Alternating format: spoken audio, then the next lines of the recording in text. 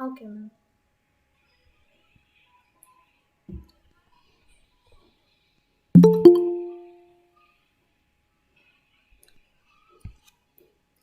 Good evening, everyone.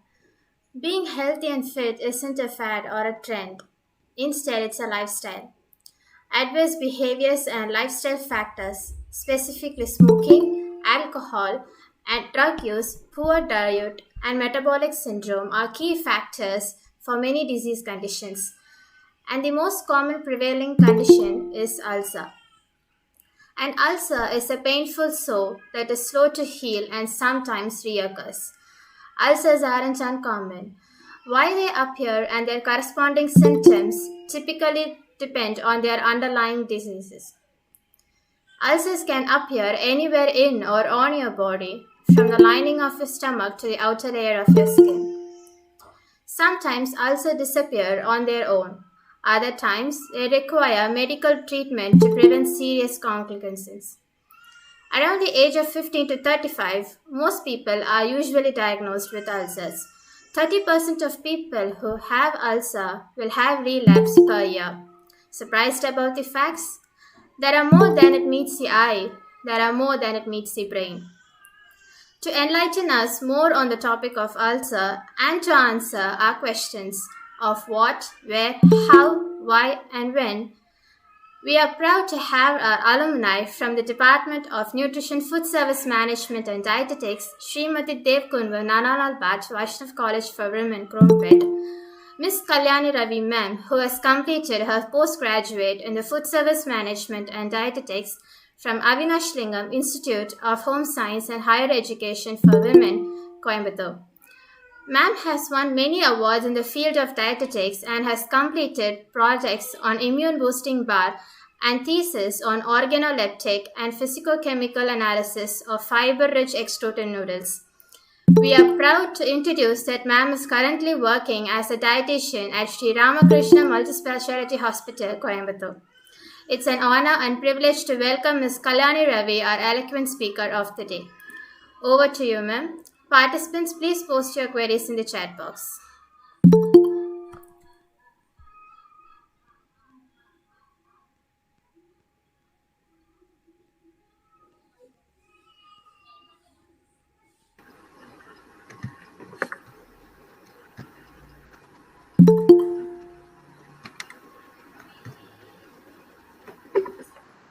Shall I start presenting now?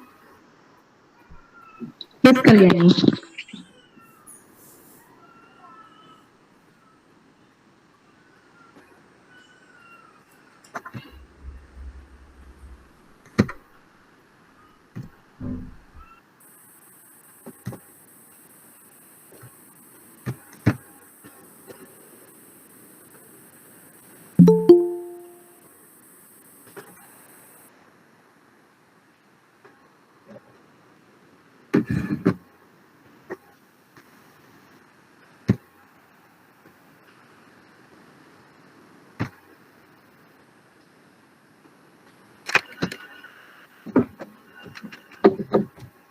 Good evening, everyone. I'm very glad to hear as an alumni of SDNBVC College, and I'm now working as a dietitian in Sri Ramakrishna Multispeciality Hospital, Coimbatore.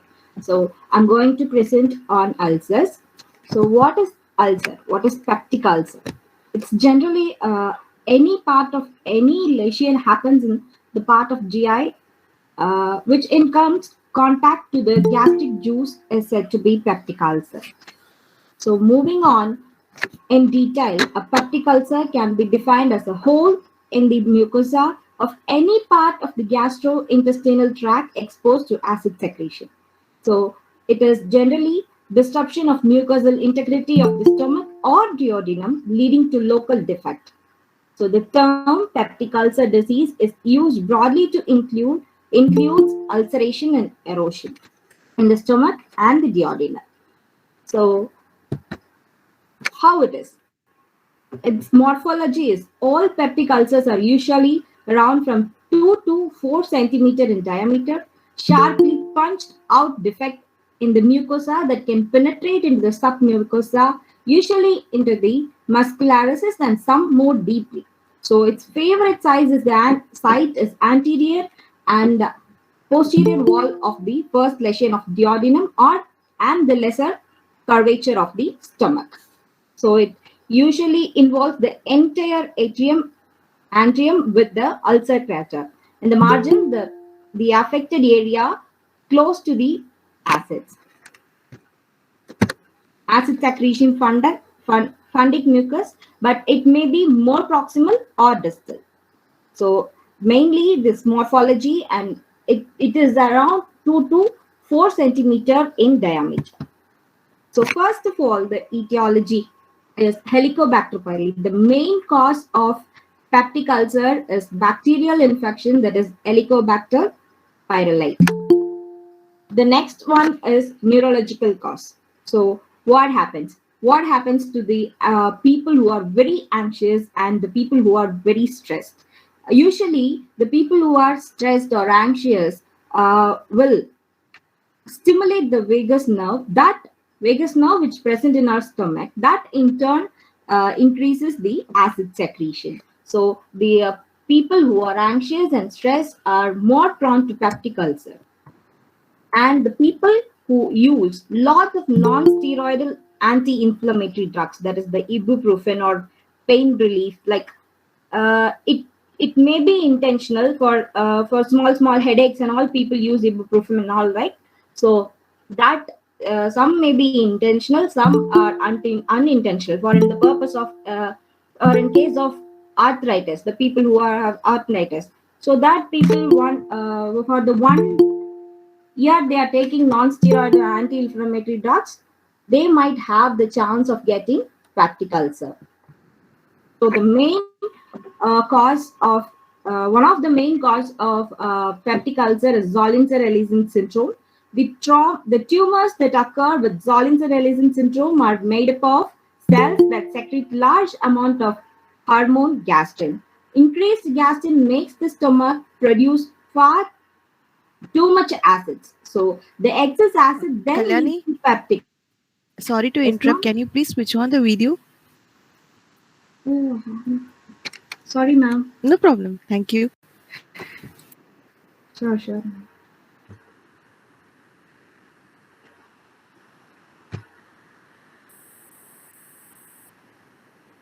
Yes, thank you. Oh, it's gone again. Is it because? No.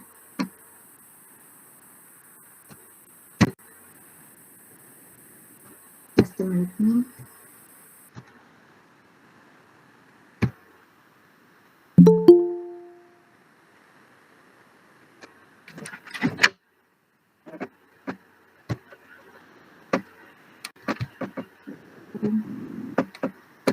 It's okay, Kalyan, you can continue.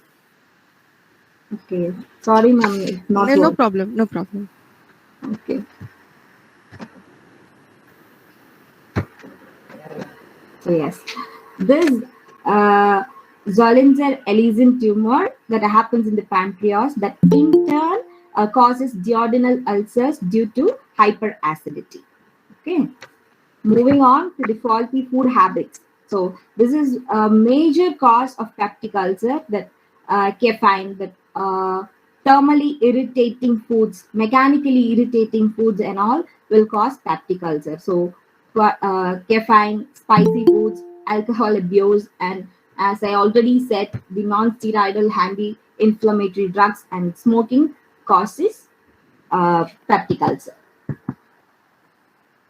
So yes, the data says when it comes to duodenal ulcer and gastric ulcer, mostly it is caused by the H. pylori infection.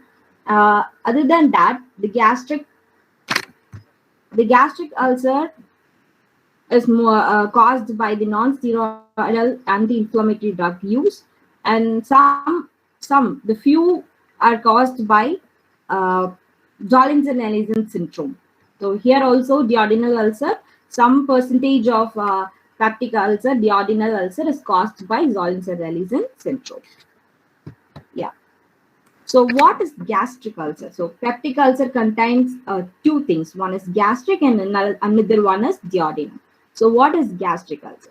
Gastric ulcer, which forms in the lining of the stomach, This can occur anywhere in the stomach, but mostly occur in the lesser curvature of the stomach, typically associated with widespread gastritis, inflammatory involvement of oxygenatic cells, and atrophy of acids and pepsin producing cells. So here, hemorrhage and overall mortality are higher in gastric ulcer in compared to duodenal ulcer. So what is duodenal ulcer? When it comes to duodenal ulcer, this forms in the upper small intestine. It is characterized by considerably increased acid secretion, nocturnal acid secretion, that is the night secretion, and decreased bicarbonate secretion. So it occurs within the few centimeters of the duodenal bulb, and this is below the pylorus. So gastric outlet obstruction occurs more commonly, and gastric metaplasia may occur related to H. pylori. So this is the difference between the duodenal ulcer and gastric ulcer. So morbidity. When it comes to morbidity, duodenal ulcer 81% and stomach ulcer, that is gastric ulcer, is 13%. When it comes to gender, men are affected more frequently. In gastric ulcer, men and women ratio is the same. So family history. When it comes to family history, 2 times more frequent in the stomach ulcer. It isn't present. So there is no family history related issues in the gastric ulcer. So in comes to blood groups, more frequently O positive. This is not currently, this is not much proved, but then more frequently happens in the O positive group, and no blood group predisposition in the stomach ulcer. So onset, when it occurs, 2 to 3 hours after eating and midnight. But in stomach ulcer, it's immediately after eating. So age, any age, especially 30 to 40.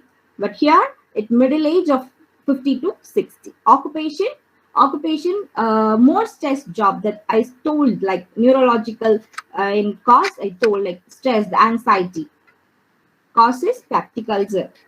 So both the duodenum and the gastric ulcer.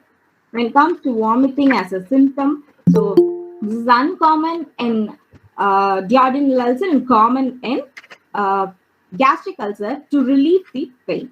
So how is the pain? The pain would be epigastric. So it is intense pain. The pain would be very intense. Discomfort may be there. And this in gastric, it can radiate to the back. So pain relieves. When the pain relieves. In duodenal ulcer, while eating, the pain relieves. But for gastric, while lying down or vomiting, causes pain relief. When it is aggravated, when they are very hungry, the duodenal ulcer may gives a hunger. In case of hunger, they have the elevated symptoms. But here, while eating, they have elevated symptoms. So stomach motor disorders. So some of the motor disorders in the stomach may be enhanced in duodenal ulcer, but it is normal in the gastric ulcer. So hematemesis, so 40% in duodenum and 60% in gastric ulcer. Melena, it's 60% in the gastric in duodenum and 40% in the gastric ulcer. So what is pathophysiology of this? So I already told the non-steroidal anti-inflammatory drugs, alcohol, smoke, and free radicals might aggravate the symptoms, but what defends them? The antioxidants might defend the process. This is the pathophysiology. So symptoms, what is the symptom? Pain. The pain may be very intense. So it is epigastric pain. Burning sensation will be there. Fatigue will be there. Heartburn, loss of appetite, vomiting, nausea, bloating, and burping, and weight loss are the common symptoms of peptic ulcer. So diagnosis. How will you diagnose the peptic ulcer? Here, esophagogastroduodenoscopy. So it is generally called as EGD, endoscopic procedure. Okay, from it visualizes the ulcer. It can also be able to take the tissues for biopsy to rule out whether there is a cancer and H. pylori is there. So rule out to find out what is there. Endoscopy is generally done. Then the upper gastrointestinal series. So what happens in this? Barium is swallowed and then followed by X-rays are taken in the upper GI. What happens means niche and the notch. Imagine your stomach as a balloon, okay? When there is a peptic ulcer, it shows the niche and the notch. Niche means it will be protruded, and from notch it would be depressed. So this shows the ulcer presence. Complications of peptic ulcer disease. So what are the complications? First of all, bleeding. After getting the peptic ulcer, it might, when the case is worsened, it might start bleeding.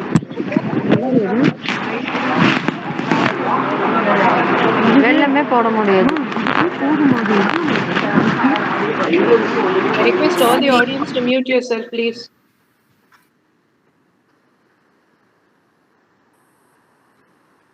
Yeah, thank you. So bleeding occurs in 25 to 33% of patients, most frequent complication and may be massive, and accounts for about 25% of the ulcer death. So bleeding might cause 25% of the ulcer death and may be the first indication of the presence of ulcer. So perforation, that is the hole, occurs in only 5% of the patient, accounts for 2/3 of all ulcer death, and rarely is a first indicator of ulcer. So leads to peritonitis. So penetration, third one is penetration. Ulcer bottom is in the underlying organs. So it might penetrate to the other organs like pancreas and fat tissues. Complications of peptic ulcer disease. Again, inflammation. Inflammation is one of the most common complication of peptic ulcer, and obstructions. Stenosis, that is the obstruction of air from edema or scarring of pyloric canal or duodenum. So, and may sometimes leads to vomiting and irritable pain. So the last complication is malignation. So it might cause cancer or tumor. Okay. So medications. In terms of medications, most frequently used is antibiotic medications to kill H. pylori. So it needs to be taken for 2 weeks, as well as additional medications to reduce stomach acids, including proton pump inhibitors and possibly bismuth subsalicylate. So again, the H2 blockers are given. For example,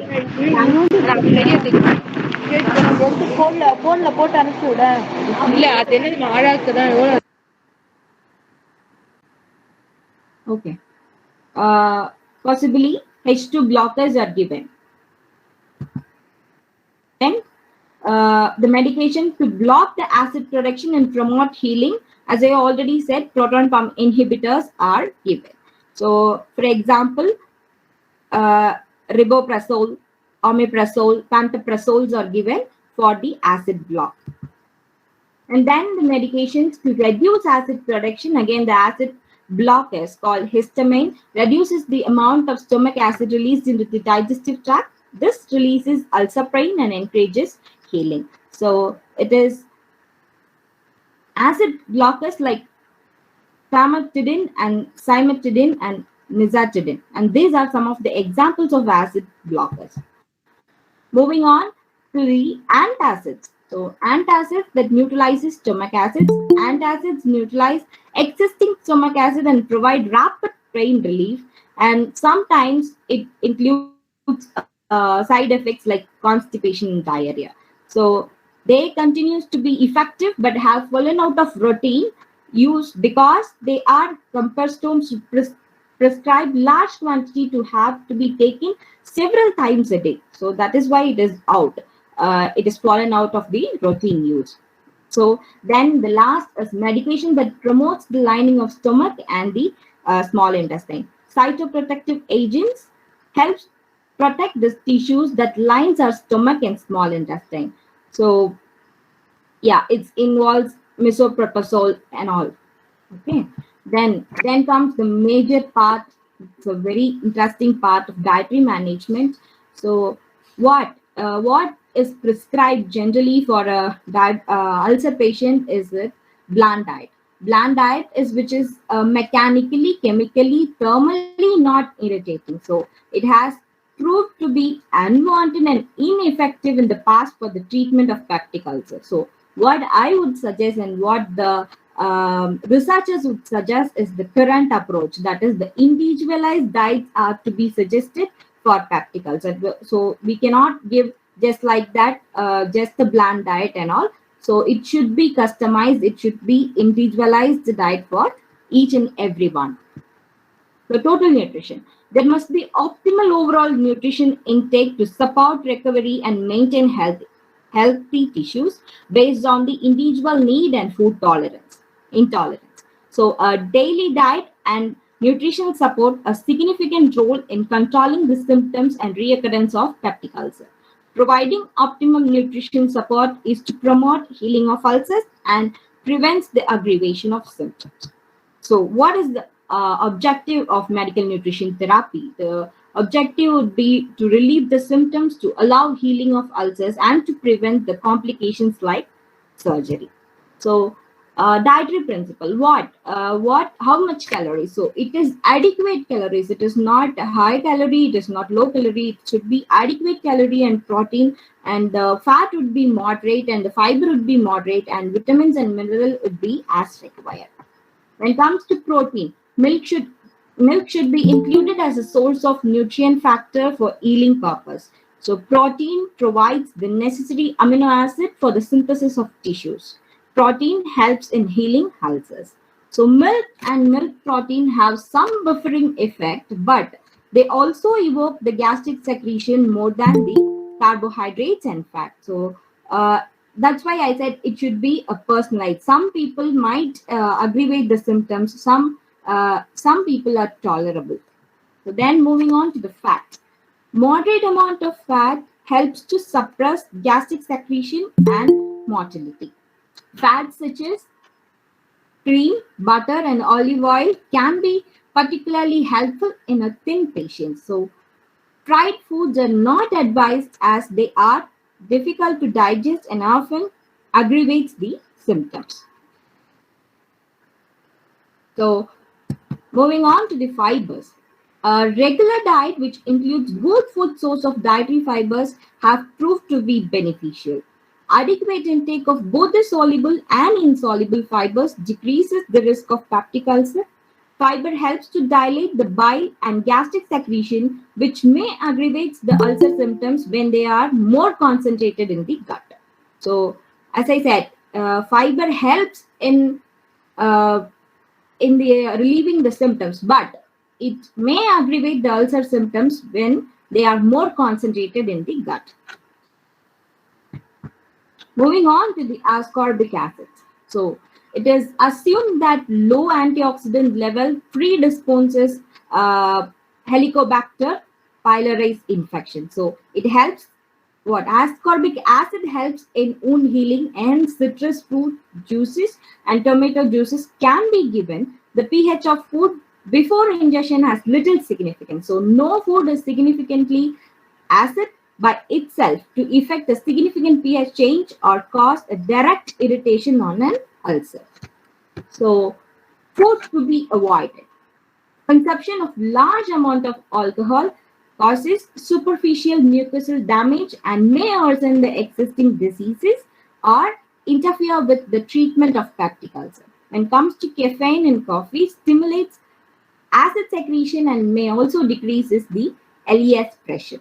So when a very high dose of certain spices are fed orally or placed intragastrically without other food, they increases acid secretion and causes small transient superficial erosion, inflammation of the mucosal lining, and altered GI permeability or motility. So large amount of spices may cause superficial mucosal damage, especially when consumed with alcohol. So what to be included?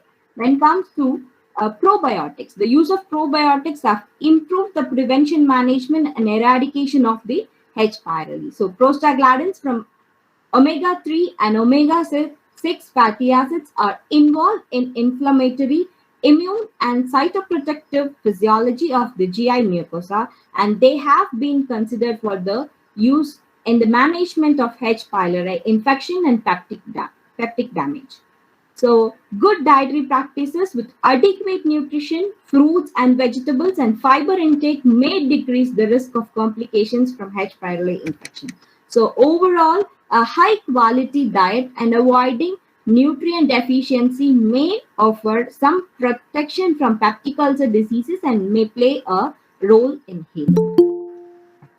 Frequent small meals may increase comfort, decreases the chance of acid reflux, and the stimulates gastric blood flow, and but they also may increase net acid output. Affected persons should avoid consuming large meals, especially before retiring, to reduce the latent increase in the acid secretion. So when everything fails, when the medicine or the dietary management, everything fails, and the patient is very sick, then they proceed to the surgery. So most commonly done surgery is vagostomy. The vagus nerve is cut. So the role of vagus nerve is to stimulate the acid secretion. So that will be cut. And the subtotal gastrectomy. What will happen in this? In Billroth 1, they will cut the lower part of the stomach and join the duodenum, but in Billroth 2, they will join it with the jejunum. So this is the surgery part. When everything fails, when the medication, when medical nutrition therapy cannot work on it, then they proceed to surgery. So this is the overview of peptic ulcer. Thank you.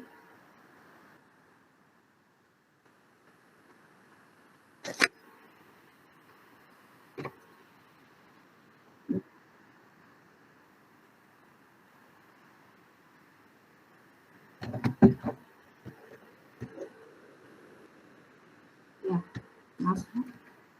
Yeah, yes.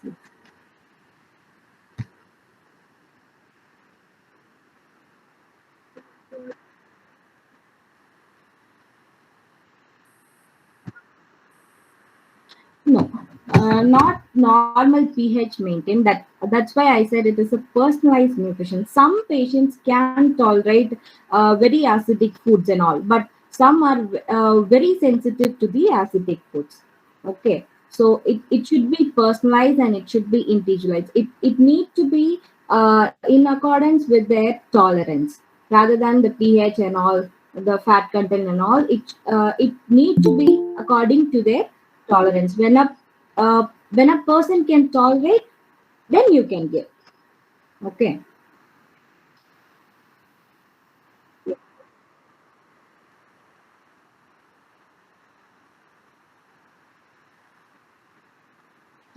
Anything that is artificial for a long run, that causes side effects. Okay. So H2 blockers are given for the prevention to reduce the acid secretion, isn't it? Yes. So when the peptic ulcer is cured, then that will be stopped. Okay.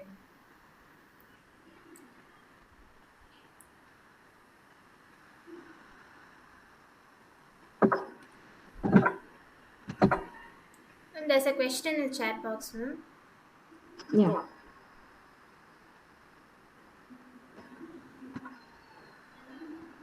Yeah, can you ask? Yes, ma'am. When a person ignores their hunger and when this causes rumbling or bloating in the stomach, can this be called a starting stage of ulcer, ma'am? Sorry, can you repeat again? Yes, ma'am. When a person ignores their hunger and when this causes rumbling or bloating in the stomach, can this be called a starting stage of ulcer, ma'am?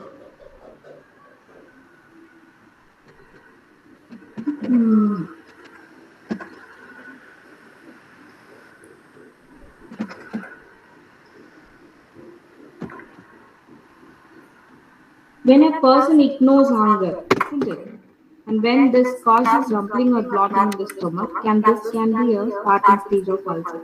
So there are many reasons people ignores anger. So we cannot be able to say it is only because of peptic ulcer or any other cause. So I don't think that is a stage of ulcer. Okay, ma'am. There's another question, ma'am. Can ulcers cause breathlessness, ma'am? Yeah, sometimes. Sometimes it causes fatigue, breathlessness, and all. Okay. Ma'am, there's one more question. How much tea and coffee are permitted on a daily basis for ulcer patient? So caffeine is one of the predisposing factor of ulcer. So when a person can tolerate in a dilute form, that's okay of 150 ml, 100 to 150 ml. But in case if he cannot tolerate, so we should avoid coffee.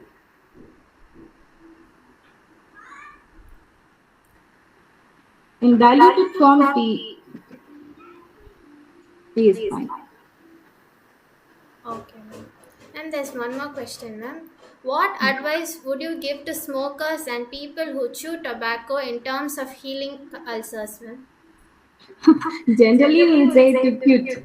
Yeah, but when they cannot do that, we'll say like when they are chain smokers or chain tobacco users, reduce the count for 1 month and next month reduce to the half. Then like that we can give. So I'll say like that only for. So when I said you stop, you have also stopped using tobacco, chewing tobacco and all, they won't listen. So when we say like that, you can stop by step by step. So when he is smoking for chain smoking for 1 pack for a day, so we should say like half pack, then to two, then to one, then completely stop. Thank you, ma'am. There's one more question, ma'am. What kind of food can be taken in an empty stomach and the foods that are strictly to be avoided in an empty stomach, ma'am? They're asking to elaborate on it, ma'am. Empty stomach for peptic ulcer. Yes, ma'am. Yeah, they can have normal food and what should be avoided. So some people it depends on the habit. Okay, I like to take in empty stomach. I like to take some kind of green tea or coffee, and you might like to have a juice or any of healthy nuts and all. So I'll say to avoid if caffeine is being a predisposing factor. I'll say like to reduce coffee. An empty stomach, what is their habit, that is fine. Okay, ma'am. There's another question, ma'am. Do the signs of ulcers cause back pain, ma'am? They're meaning the symptoms, ma'am. Yeah, that in gastric ulcer, they have the radiating pain to the back. So in that cases, they might cause back pain. Okay, ma'am. And they ask what triggers the ulcer, ma'am? What triggers ulcer? Yes, ma'am. Yeah, the faulty food habits might trigger the ulcer. Like I said, thermally, mechanically, chemically irritating foods might trigger ulcer. So the faulty habits like smoking, alcohol, and all trigger ulcer. Okay.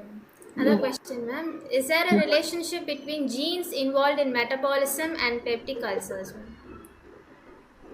Yeah, HLA-B5 antigen and all, like when a first generation people is having peptic ulcer. So when my mother is having peptic ulcer, I may have that gene predisposition, but it is not for everyone. When my mother is having ulcer, it is compulsorily it will transfer to me. No, it is not like that. There might be chances. Okay, ma'am. The other question, ma'am. Is aphthous ulcer is a serious condition as gastric ulcer? Does a person need to be on a bland diet for this condition or will it heal on its own, ma'am? What ulcer means? Eptosis Aphthous. means Aphthous. sorry. Aphthous ulcer.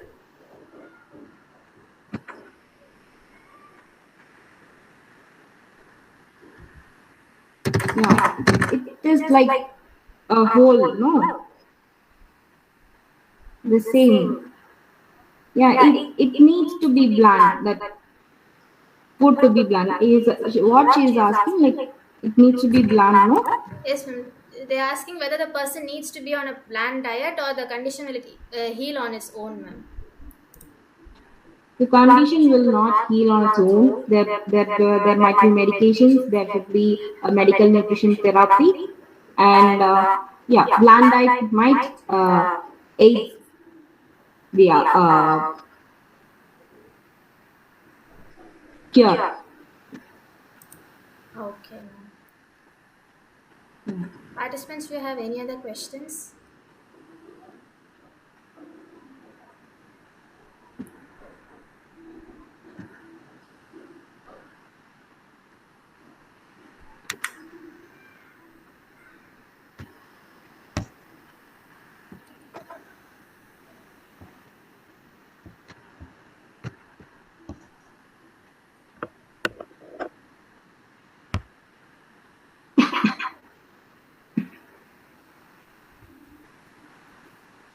Neha, shall we continue, Sneha? Yes, ma'am. Gratitude is the most exquisite form of courtesy. Ma'am has detailed us on the most important points. So today's takeaway home message is individual customized diet is more beneficial than a bland diet. It is actually surprising that bleeding can cause 25% of death in ulcers.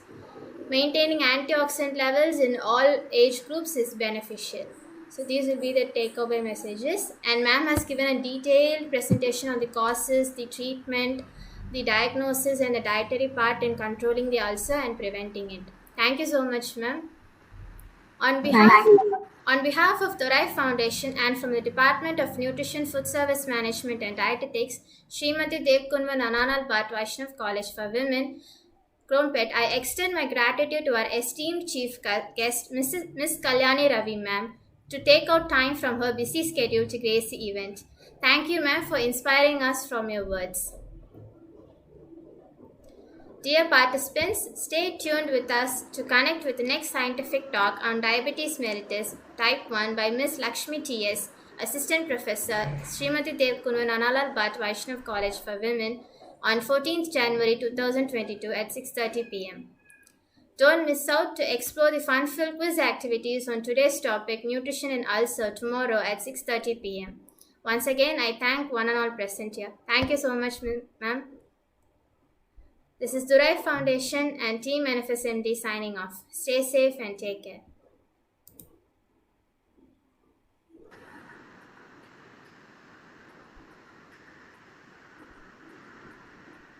Thank you.